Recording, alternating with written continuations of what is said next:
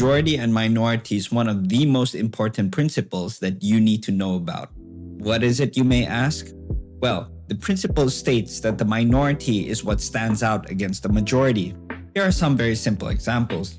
When all these houses are of the same size, nothing stands out.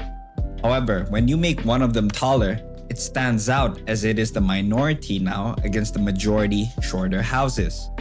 To prove that it's not just the taller height making it stand out, when you actually make the majority of the houses taller, it's now the shorter one that actually stands out. You can layer on different types of contrast to further emphasize the focal point. Not only am I going to make the house taller, but I'm also going to give it a blue roof.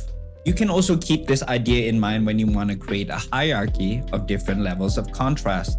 For the main focal point, you want to have the most layers of contrasting elements and some of the other elements having subsequently less.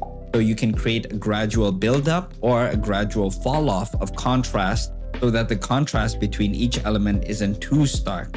Looking for more evidence that majority and minority principle actually works? Well, check this out. Majority simple thatch roof housing, minority stone castle. Majority rough brushwork, minority rendered. Majority cool colors, minority warm. Majority fantasy elements, minority high tech. Majority in shadow, minority in light. And of course, it goes without saying that there's so many other elements actually working together to create strong read and clear statement within these pieces.